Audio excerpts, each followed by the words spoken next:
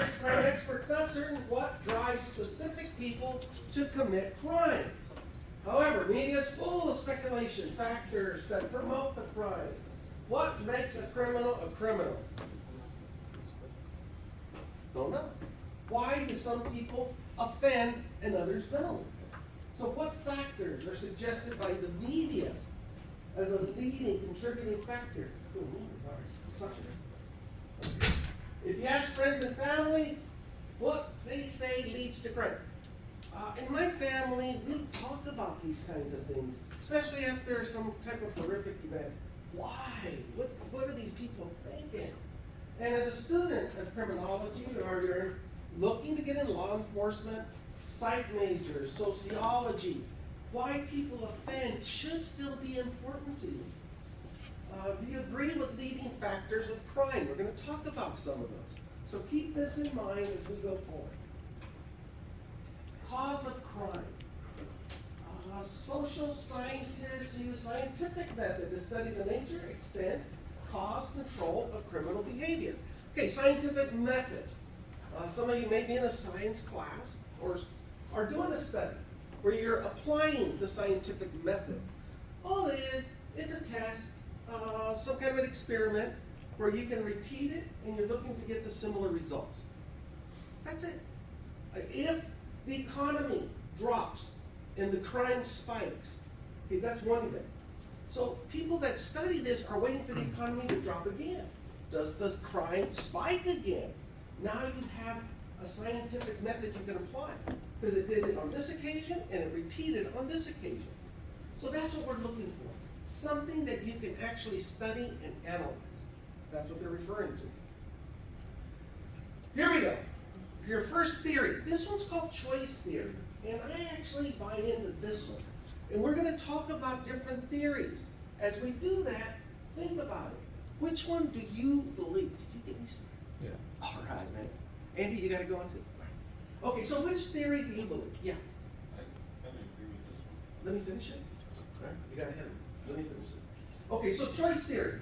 People choose to commit crime after weighing the potential benefit and the consequences of the criminal act.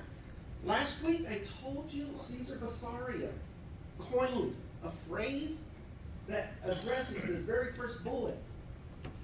It's called hedonistic calculus. You're going to see that term again. Hedonistic calculus.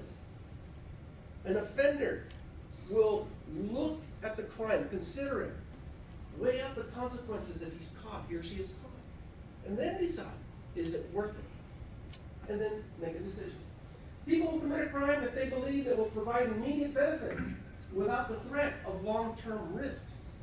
If I commit this crime, and there's a high probability I won't get caught, do I commit the crime?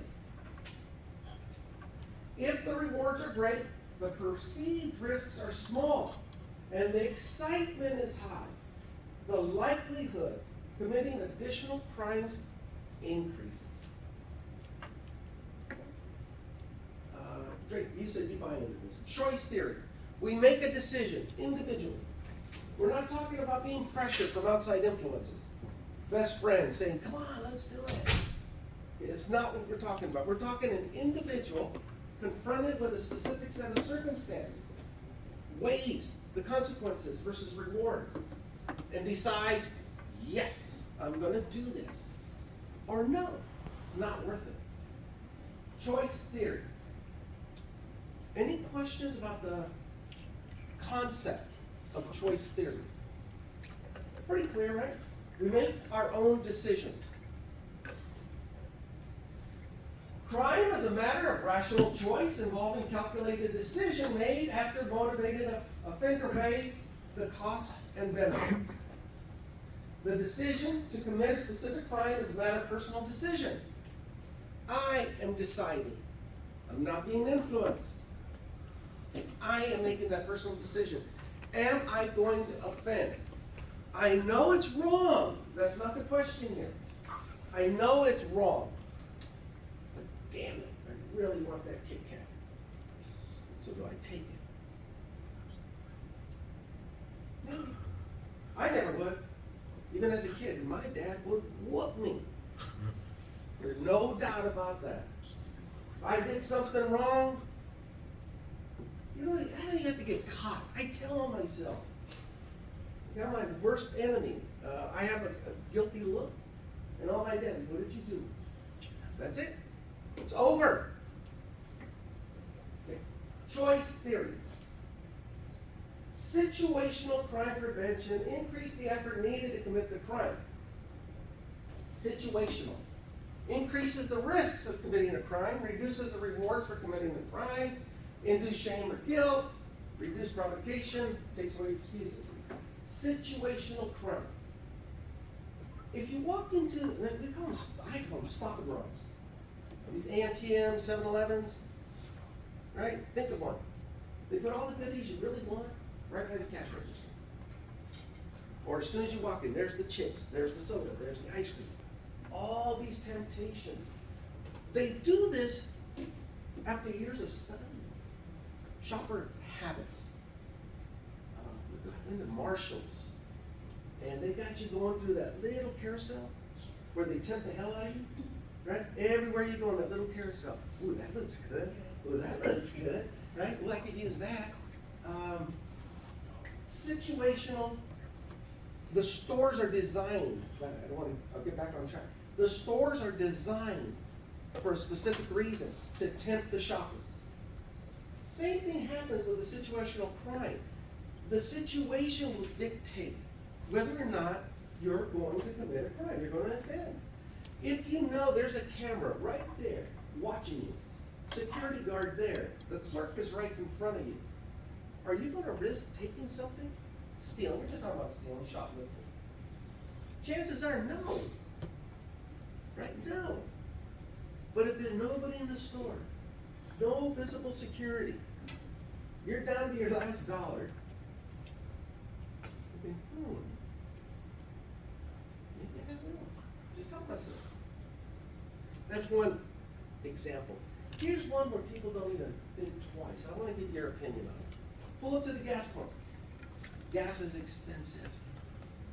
You pull up to the gas pump, you pull the handle out, you're getting ready to put in your whatever you've got to do to get the gas, but the pump's already on.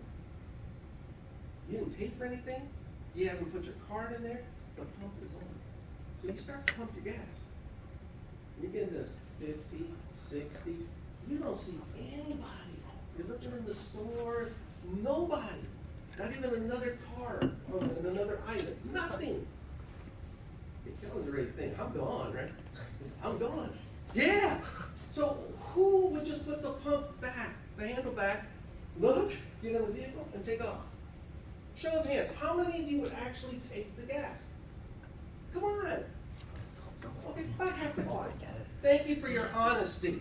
Okay, about half the class, because the chances of you getting caught are so minimal. And now you start to rationalize in your own mind. Well, damn, they overcharge for gas anyway.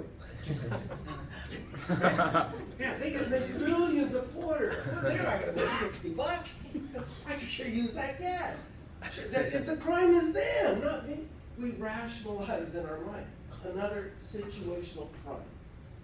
Okay? That's just because of the situation we're tempted. And half of the class would act on that temptation and take that gas. Is that still stealing? Yeah, hell yeah it is. It doesn't belong to you. But the chances of you getting caught are so low, you think, to hell with it, I'm going to do it. So situational crime prevention, they don't let those pumps stay open. They do have cameras, they do have people watching to keep us honest. Let's see. Closed circuit. Okay. Think of the constitutional amendment. Your right to privacy. CCTV. When you go to the store, there's the camera. Some even say, smile. Best Buy does that. Smile, yeah, you're on camera. Walmart has that sign too. Walmart does, smile. How do you feel about being video recorded? Yeah, what do you got, Drew?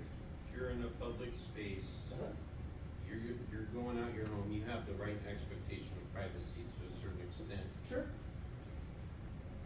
So how do you feel about it?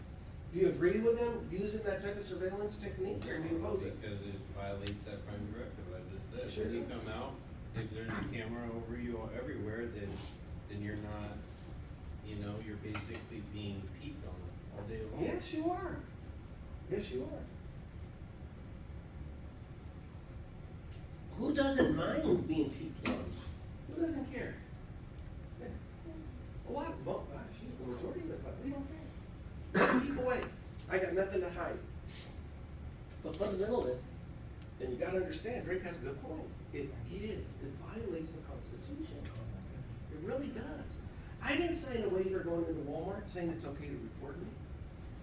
I didn't say it was okay to use my likeness or my image. I never signed that. So why are they allowed to do that? Because they have property they need to protect. That's all it boils down to. And by entering the store, they already argued this in court that you are giving them permission to use your image to record you. Otherwise, stay out of the store. And that is your decision. You don't have to go there. We now have drones. Right? Drones are awesome. They're everywhere. Law enforcement loves drones. Constitution hasn't caught up with it yet. They can use a drone, hover right over your house. Let's say it's 100 feet, they have to stay over your home. But with Zoom technology, they can see whatever they want. Excuse me, and they are using these cameras. Satellites, we don't even need a drone. The satellite technology, there could be a satellite orbiting Earth. And they have the technology, they can read your plate. Is that good? Facial recognition. England, I think they talk about England. Yeah, England. England uses facial recognition technology on their street cameras. They're always under surveillance. They went a step further recently. Last article I read, they haven't fully implemented, but they're going to, it's called gait technology. Gait, not a fence gate, a gait, how you walk. Facial recognition, I could shave my beard, I could put on a baseball cap, I could disguise myself. Fingerprints, I could put gloves on. But your gait, how you walk, it's so unique to individuals that they have the ability to distinguish one person from another just on how they walk. It's amazing. Still being developed, still experimental, but so far it's looking pretty damn good. So why do we use this technology? Why is it important to use the technology? And why should we not use this technology? The pros and the cons. So why should we use it? I'm going to pick on Sierra first. Why should we go ahead and continue to use this type of technology? What do you think? The cameras? Yeah, cameras, satellites, everything, drones. I mean, like me personally, I don't care. Uh-huh. Being on camera, I'm not doing Right. anything wrong. Why do you think it's important to continue? I mean, I do understand like where they come from because they are trying to protect their property and you're making the decision to go Yeah. into their store, so I think it's fine. You think it's fun? Yeah. Who opposes it besides Drake? I think you do oppose it. No, I didn't say I necessarily. Oh, you don't oppose it? I Okay. mean, it's a double-edged sword. It is. It always is a double-edged sword. We don't get anything without giving something up. We cannot sleep at night thinking we're safe and secure without giving up some of our rights so that those in power can protect us. Usually it's law enforcement or private security, whoever that entity might be. You don't get anything without giving something up. Yeah, that's something. I also think that there are benefits to it too, because like, what if you're like assaulted in a store or something? Yeah. Somebody punches you in the face, and then they have it on camera, and then they aggravate their facial recognition. You That know? happens a lot. I do see those films on YouTube. Yeah, you guys already know where I'm going with this. Where a lady's trying to be just stopped and questioned, and they go crazy. Get your hands off of me! Because you know they know they're shoplifting. They make a scene. Next thing you know, security's tasing them. And look at how security responded to. Oh, it's ridiculous. But yeah. So they will play back those images. See how the event started. who threw the first punch, who escalated it, things like that. Working in a prison environment, we never had cameras. I thought that was the stupidest thing in the world. We get inmates on a yard, one inmate kill another, and all we have is one officer up on a tower that maybe was busy drinking his coffee, eating his donuts, didn't even see a damn thing. So now we gotta rely on inmates to testify what they saw, not rely. About late 80s, early 90s, they put in black and white cameras that you might as well not even have them. They were so grainy, you couldn't tell one person from the other. It was that bad. Now, it's remarkable, the cameras that they have. Visiting rooms, towers, on the yards, everywhere inside a facility. We have cameras, so we can make a record of what happened, use that in court. It kind of really negates the need for a witness if you got good images, good resolution. So technology, it's here to stay. Get used to it. I just upgraded my technology at my house. I use a security company with cameras. A Ring, like a doorbell one, right? Okay, it's like Ring, but it's something else. So I have my doorbell camera. Then I have one camera facing the street from the front, one camera in the back facing the back view. Well, I kept looking at it and I had blind spots. So I called the security guy. I said, I need more cameras.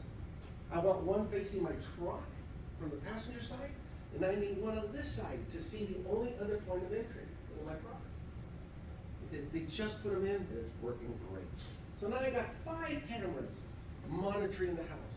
And if somebody wants to get through that, I got a 9mm and a 45 sitting right next to me. That'll put a stop to anybody's bad intentions. You have to protect yourself. Okay, I'm not relying on an officer to come and say, you know, oh, we got here as fast as we could. You know, sorry that you were tied up. They stole everything. No, I rely on myself. Security, it's important. Okay, I'll leave it at general deterrence. Okay, there's 2 types of deterrence. Now we're kind of getting into the punishment phases. They're talking about it here. General deterrence is only one factor of deterrence. The other one is specific. So there's general deterrence, specific deterrence. This one focuses on what a general deterrence is. Crime is a matter of choice.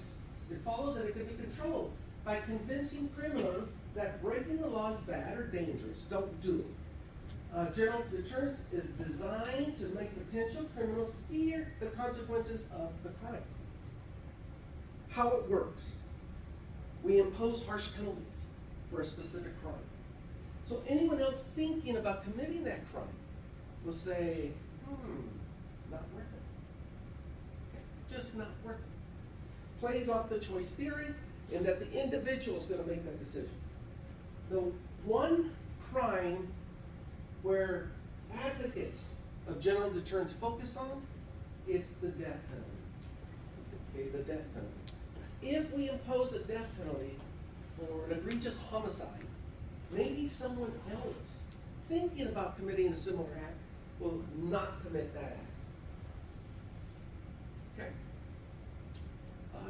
Used to be, again, we'll go back about 20 years, when people wrote checks for everything before debit cards, and if you wrote a bad check, it was returned to the store.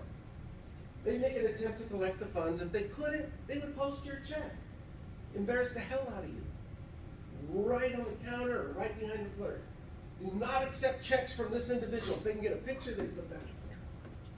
They try to humiliate you. Good example of general deterrence. So if I'm thinking about writing a bad check, and I look, I don't want my picture on that wall. I know I don't have the funds, so why am I going to write this check? I most likely won't. Just another example of a general deterrence. Specific. Strategies to punish known criminals so severely they will never be tempted to repeat the offense. General deterrence, we're trying to scare people away from offending. Specific deterrence is designed for the offender specifically, to punish them for his or her action. Problems with these strategies, that criminals do not fear the punishment. They certainly, the certainty of arrest, punishment is low. They don't care. And techniques include death penalty, mandatory sentences, aggressive policing. If someone wants to commit a crime, there's not a damn thing we can do to prevent it. They're gonna offend. All our theories don't matter. No matter how well you try to protect something, it doesn't matter. No matter how much security you try to put on whatever it is you're protecting, it doesn't matter. Because if somebody wants to get in, they're going to get in. The security is to keep someone honest, an honest person honest. It's just that, a deterrent. Keep that in mind. Okay, new theory. This one's called trait theory. Crime is caused by inherited, uncontrollable, biological, psychological traits. People develop physical, mental traits at birth, shortly afterwards, based on social functioning and life course. It's not my fault. My parents were criminals. Therefore, I will be a criminal. It's in my DNA. I have no choice. That's what this is. Biological. Either at birth or soon thereafter. Questions on this one? Trait theory. Biochemical factors. Focus on the influence of biochemical on criminal behavior. Environmental contaminants, food products, hypoglycemia, hormones.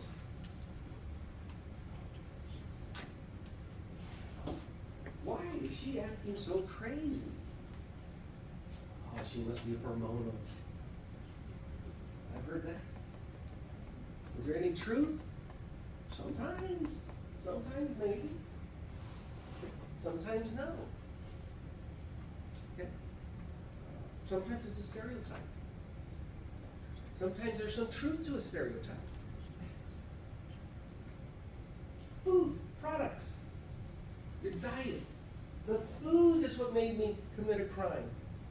Because of my parents, they fed me processed food, that's all I knew. Dan White, who ever heard of Dan White? No. He was something to do in politics in San Francisco. He killed the mayor or an upper echelon. It's so long ago I hardly remember. But he killed somebody in the administration. It might have been the mayor. And when he got to court, his defense, and it's in the books, is the Twinkie defense. He ate so many Twinkies, he was on a sugar high. He lost control, committed a crime. The Twinkie defense. It's ridiculous. Yeah. Hell, good job, good try. But no, it didn't fly. Real quick to where it goes, emotion is on the other slide. The emotion, insanity. Temporary insanity or insanity at the time of the crime.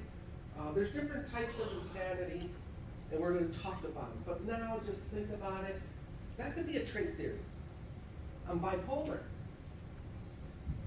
When I was not me, I was somebody else, I committed a crime. Could be. We don't know. Refer these people to mental evaluation, and they're tested. Sometimes they never come to court. Sometimes they're never brought to justice. But they're going to be in a mental facility for the rest of their lives. So mental insanity really doesn't work as a defense against a crime. They're kept there until they're ready to stand trial. And if it's the remainder of their life, so be it. But you see on TV, oh, he's crazy. You can't prosecute him, can't send him to jail. Sure you can.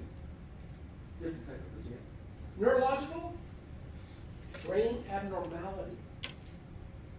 Research that youths with ADHD grow up dysfunctional or in a dysfunctional family are the most vulnerable to chronic delinquency that can continue all the way to adulthood. We have a juvenile delinquency class if anyone's interested in studying juveniles specifically. It's a good class, and the whole semester focuses on why youths commit crimes. We only talk about it here and there. But ADHD, chronic delinquency. If an offender commits a crime at a young age, if that offender becomes habitual, the likelihood of them continuing through adulthood is high.